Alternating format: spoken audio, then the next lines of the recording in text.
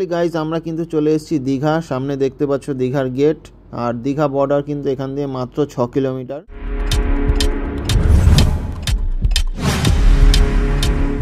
Guys good morning from Halishahar. আমরা চলে এসেছি আবার একটা নতুন ব্লগ নিয়ে। তো আজকের ব্লগটা কিন্তু একটা দীঘা ব্লগ হতে চলেছে।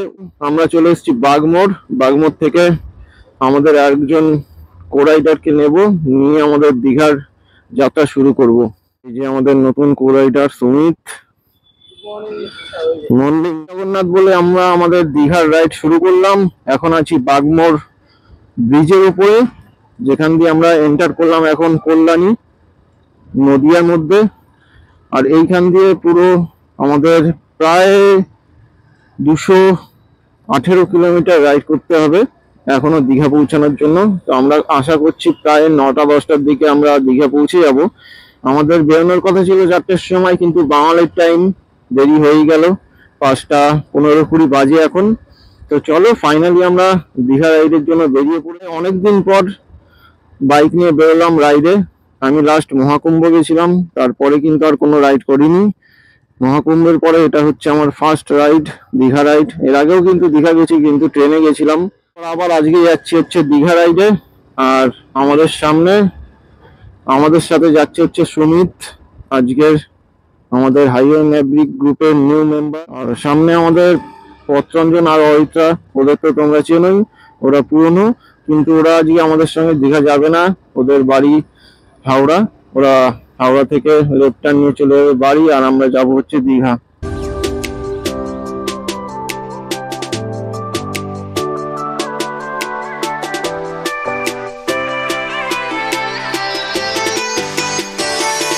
আমরা বুদ্ধ পার্ক মোড় থেকে লেফট টার্ন নিয়ে ঈশ্বরগুপ্ত সেতুর একদম সামনাসামনি চলে এসেছি। আর আজকের 26শে জুলাই বৃষ্টি ভেজা সকালে আমরা দীঘা রাইড স্টার্ট করে ফেলেছি। আর সামনের ভিউ তোমরা দেখতেই পাচ্ছ, একটা অসাধারণ ভিউ তোমাদের সামনে তুলে ধরতে পারছি। তো চলো আস্তে আস্তে সামনে এগোবো, আরো অনেক অসাধারণ ভিউ তোমাদের সঙ্গে শেয়ার করব। কারণ এমনিতেই কালকে দিয়ে বৃষ্টি হচ্ছে, কখন বৃষ্টি নামবে কোনো ঠিক নেই। আমরা কিন্তু পুরো একদম ফুল প্যাক আপ হয়ে বেরিয়েছি, raincoat, riding jacket, riding gear সব পরে, যাতে রাস্তায় আমাদের কিছু চেঞ্জ করতে না হয় বা করতে না হয়। একটা বৃষ্টি ভেজা সকালে আমরা দীঘা রাইডের জন্য বেরিয়ে পড়েছি। আর বেরোনোর পর ঈশ্বরগুপ্ত সেতুতে ওঠার পরে কিন্তু সামনে এরকম একটা ভিউ, ভাই সেই কাকা অসাধারণ লাগছে, অসাধারণ। সামনে আকাশের শুধু সিনারিটা দেখো, সিনিক বিউটিটা কিন্তু এক কথায় আগুন লাগিয়ে দেবে, আগুন। এরকম ভিউ যদি পুরো রাস্তায় দেখতে পাই, তাহলে তো রাইডের পুরো মজাটা উসুল হয়ে যাবে।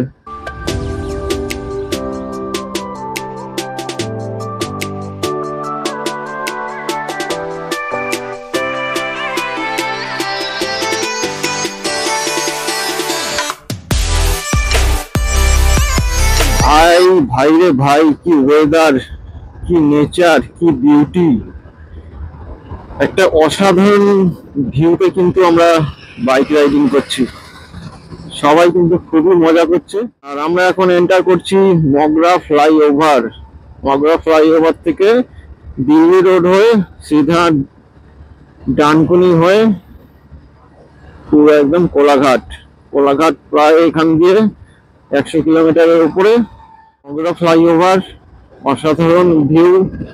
এটা যতবারই আমরা রাইড করব ততবারই এই ভিউটা কিন্তু পুরনো হবে না। কভারটা রেখেছি, আমার হাওয়ায় উড়ে গেছে, টেরই নেই। আমরা চলে এসেছি এখন দিল্লি রোড। আর কলকাতা 54, শ্রীরামপুর 27, চুচুড়া 12 কিলোমিটার। এখান দিয়ে দিল্লি রোডে কিন্তু আমরা প্রায় 20 থেকে 30 কিলোমিটার রাইড করব। রাইড করে কিন্তু আমাদের ডানকুনি হয়ে কোলাঘাট যাব। তো চলো আমাদের রাইডটা কন্টিনিউ করি, তোমরা সাথে থাকো, দেখতে থাকো এই অসাধারণ দীঘার ব্লগটা, এবং শেয়ার সাবস্ক্রাইব করতে ভুলো না। তো চলো আমরা রাইড আগে এগিয়ে নিয়ে যাই। দিল্লি রোডে কিন্তু যতবার আসবো ততবারই কিন্তু একটা নতুন এনার্জেটিক ফিল হয়।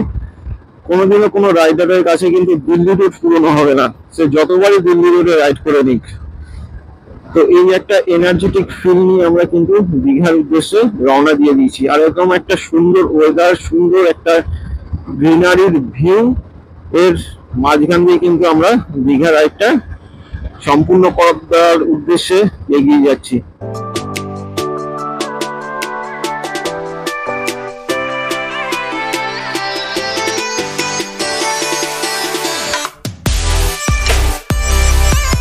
বাজে 6টার কাছাকাছি, 6:20, আর আমরা এখন এখানে পুরো রকম জামে ফেসে গেছি, মানে সেই লেভেলের ফেসেছি। এখন কোনো রাস্তা নেই আমাদের এখানে দাঁড়ানো ছাড়া, তো দাঁড়িয়ে আছি। এখন কখন ছাড়বে তারপর এখান দিয়ে বেরোবো।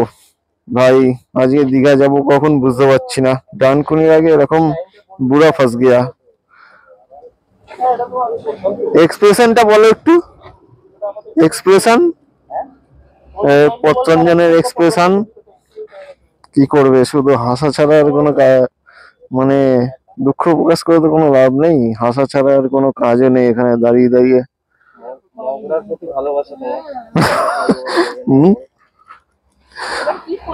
এরপর দিয়ে মগরা ফ্লাইওভারে আর আসবো না, তাই তো?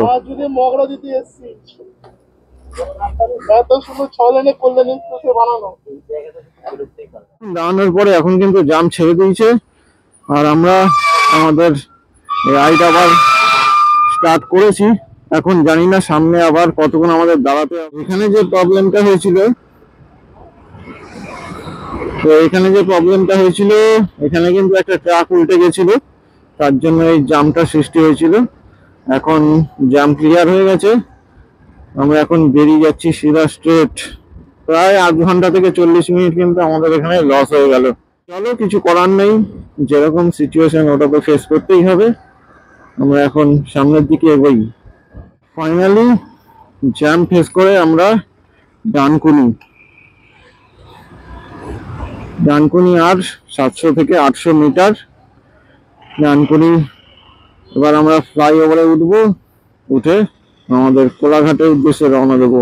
ডানকুনি পার করার পরে রোডের অবস্থা কিন্তু খুবই খারাপ, আর আমাদের কো রাইডাররা এখানে দাঁড়িয়ে আছে।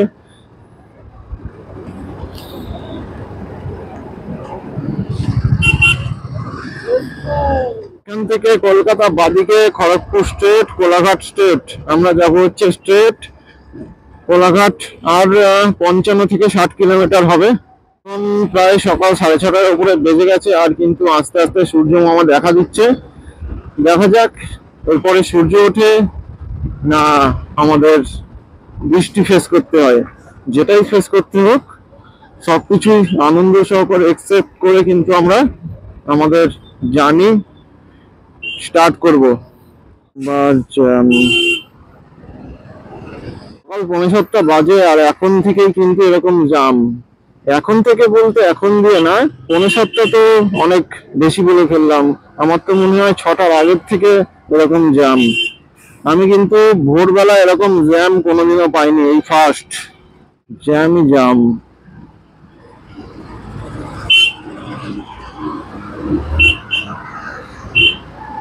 ও কাটিয়ে বেরিয়ে গেছি, আর জামও প্লাস রাস্তা দেখতে পাচ্ছ, রাস্তাও অনেক খারাপ আছে। সবকিছু কাটেই আমাদের সামনে এগোতে হবে। ওহো, কি আর ওঠে ভাই, কি আর ওঠে। কিন্তু এখন NH16 আরো রাইডাররা কিন্তু রাইড করছে, এরাও নিশ্চয়ই কোনো ডেস্টিনেশনে যাচ্ছে। চলো সবাই একসঙ্গেই রাইড করা যাবে, মানে একসাথে বলতে এরকম NH16 পরপর অনেক রাইডারই একসাথে যাচ্ছে, দেখতে পাচ্ছি সবাই সবাইকে দেখছে। এটাই একটা আনন্দের মুহূর্ত যে আমরা ছাড়াও আরো অনেক রাইডার এখানে কিন্তু রাইড করছে।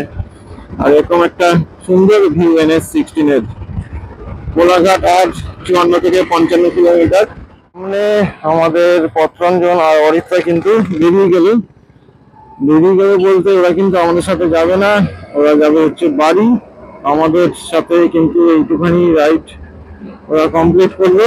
এরপর আমি, সোহম আর সুমিত, দুটো বাইক আর 3 জন মিলায় দীঘা গিয়ে ফুল টু মস্তি করবো।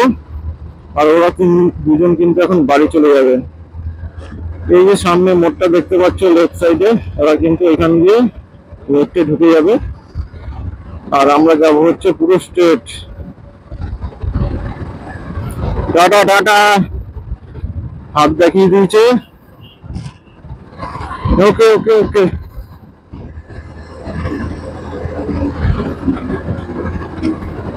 তো চলো আমরা আমাদের রাইড কমপ্লিট করার উদ্দেশ্যে এগোই। আবহাওয়া এখন কিন্তু না রোদ্দুর না বৃষ্টি, খুবই ভালো ওয়েদার। চলো যাত্রার ফার্স্ট টোল গেট। আর আমাদের সামনে কিন্তু আছে ভরপেট এর বাস। ভরপেট মানে দীঘায় যে ভরপেট রেস্টুরেন্ট, ওদেরই কিন্তু নিজস্ব বাস চলে।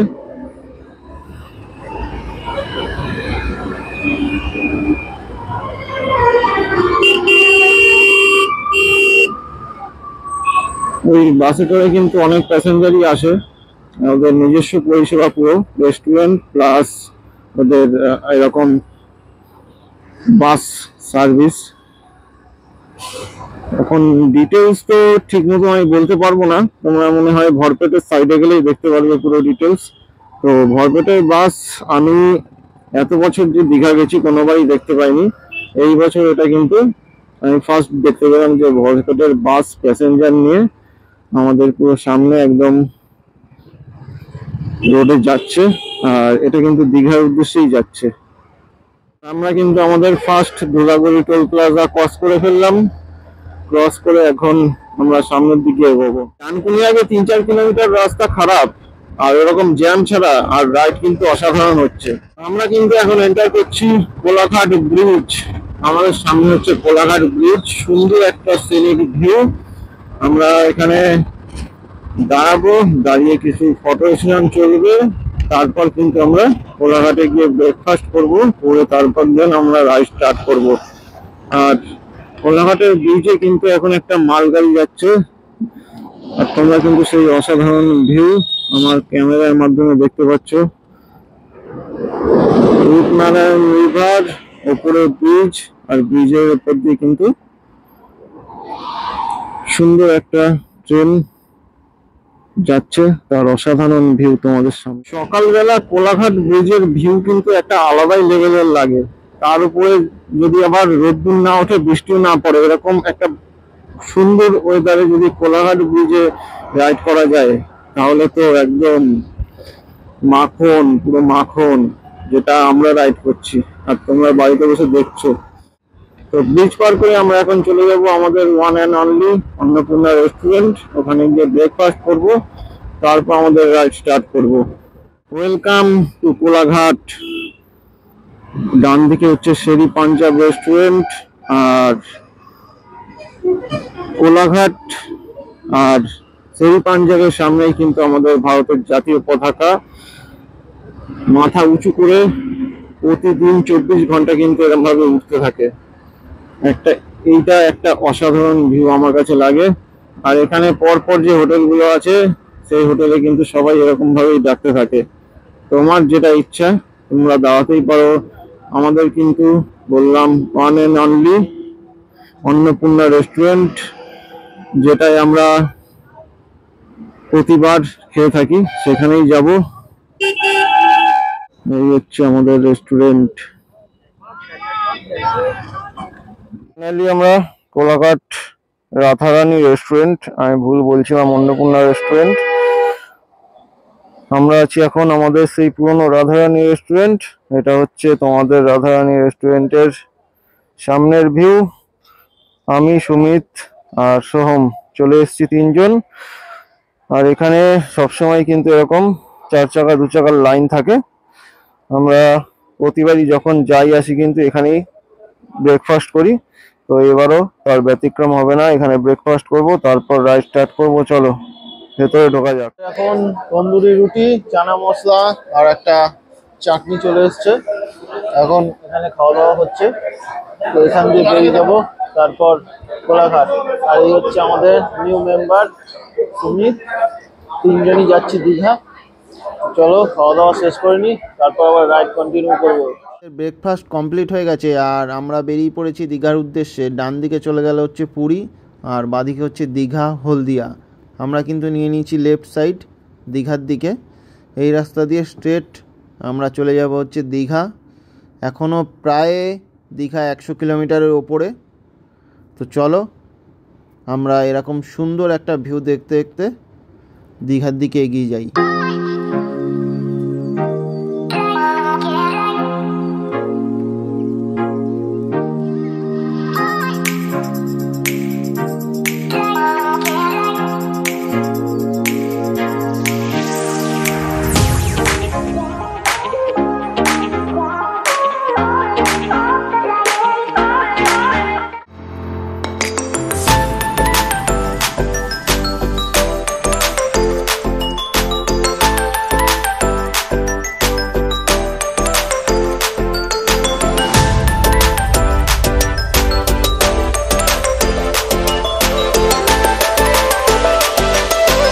আমরা কিন্তু চলে এসেছি নন্দকুমার। আর নন্দকুমারের এই যে সার্কেলটা, এই সার্কেলটা পুরোটা টার্ন নিয়ে আমাদের ঘুরতে হবে।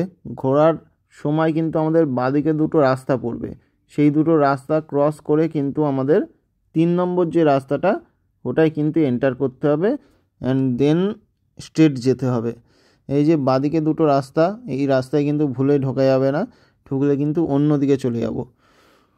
তার জন্য এই যে স্ট্রেট আমার ক্যামেরার সোজাসুজি যে রাস্তাটা দেখাচ্ছি এই রাস্তাটাই কিন্তু আমরা এন্টার করব, দেন আমরা দীঘার দিকে যাব স্ট্রেট। তো চলো, এখানে এখন সিগন্যাল হয়ে আছে, সিগন্যালে দাঁড়িয়ে আছি। এই হচ্ছে পুরো নন্দকুমার সার্কেল, সবাই দেখে রাখো ভালো করে। আর এখন কিন্তু ভিউ অসাধারণ লাগছে। এখন এখানে সিগন্যাল হয়ে গেছে আর আমরা বেরিয়ে পড়ব স্ট্রেট। এই যে আমি স্ট্রেট যাচ্ছি, এই যে ব্রিজটা পড়বে ফুট ব্রিজ, এই ফুট ব্রিজের নিচ দিয়ে কিন্তু আমাদের দীঘার উদ্দেশ্যে রওনা দিতে হবে। তো চলো এগোনো যাক। তোমার পার করে কিছু কিলোমিটার আসার পরেই কিন্তু এরকম বাঁদিকে তোমাদের সব ডাব নিয়ে বসে, সব ছাতা নিয়ে পরপর সব ডাব নিয়ে বসে। এই রাস্তাটাই কিন্তু এর জন্যই বিখ্যাত, সবাই দেখো ডাব নিয়ে বসেছে। এখানে একজনের কাছ দিয়ে আমরা ডাব ট্রাই করব, দেখা যাক। এই কাকিমার কাছ থেকেই চলো ডাবটা ট্রাই করি, তারপর আবার দেন রাইড শুরু করব। চলো কাকিমা, ডাব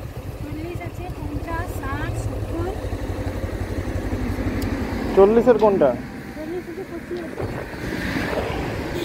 জল হবে তো?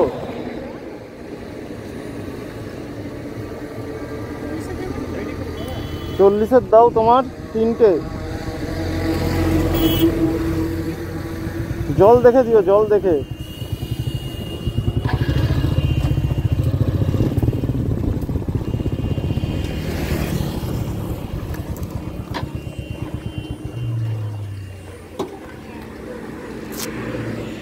বাড়ি পড়েছে হচ্ছে ডাব খেতে সোহম আর সুমিত। আমরা ডাব নিয়েছি হচ্ছে 40 টাকা। জল কিন্তু খুব ভর্তি আছে। ডাবটা ভালো, মিষ্টি। আর পেছনের ব্যাকগ্রাউন্ডটা দেখতে পাচ্ছ, নীলের মধ্যে পুরো আকাশটা একদম সেই লাগছে, সেই। আর এই হচ্ছে কাকিমা, একদম লাস্টে স্টল। এরপরে কিন্তু আর এদিকে স্টল নেই, এরপরে কিন্তু ফাঁকা দেখতে পাচ্ছ। এই হচ্ছে কাকিমার স্টল একদম লাস্টে। যারা আসছো তারা এখান দিয়েই তোমার ডাবটাও পুরো কমের মধ্যে, মিষ্টি, খুব ভালো। আমাদের এই ব্রিজের ওপর দিয়ে যাচ্ছিলাম, যাওয়ার পথে বাঁদিকে এক কাকা যাচ্ছিলো স্কুটি নিয়ে। তো পেছন থেকে একটা লরি এসে স্কুটিতে ধাক্কা মেরে দিয়েছে, কাকা পড়ে গেছিলো। পড়ে যাওয়ার পর হেলমেট ছিল বলে মাথাটা বেঁচে গেছে, কিন্তু হাত পা পুরো ছুলে গেছে। এখন আমরা যা করার সেফটি, ওনাকে জল দেওয়া বা মলম লাগানো, ওষুধ তো আমাদের কাছে নেই, নাহলে দিয়ে দিতাম। আর বাড়িতে ফোন করা এসব করে দিয়েছি। পুরো ক্ষতি হয়ে গেছে, এখন যে মাল নিয়ে যাচ্ছিলো সেটারও ক্ষতি হয়েছে। তো কাকা বেঁচে গেছে এইটুখানি ভাগ্যের। তো ওনার বাড়িতে ফোন করে দিয়েছি, বাড়ির লোক আসছে। আর এই রকম তোমরা যারা রাইড করছো তারা সেফটি রাইড করো, মাথা ঠান্ডা রেখে রাইড করো। চলো, চলে এসেছি দীঘার খুব কাছে। দীঘা এখান থেকে প্রায় আর 20 কিলোমিটার, আর বেশিক্ষণ লাগবে না। আর বাঁদিকে যে রাস্তাটা দেখতে পাচ্ছ, এই রাস্তা দিয়ে কিন্তু স্ট্রেট 9 কিলোমিটার চলে গেলে হচ্ছে মন্দারমণি। আমরা কিন্তু মন্দারমণি যাব না, আমরা যাব দীঘা, যেহেতু স্ট্রেট এখান দিয়ে 20 কিলোমিটার আমরা বাইক রাইড করব এবং পৌঁছে যাব দীঘা। চলো।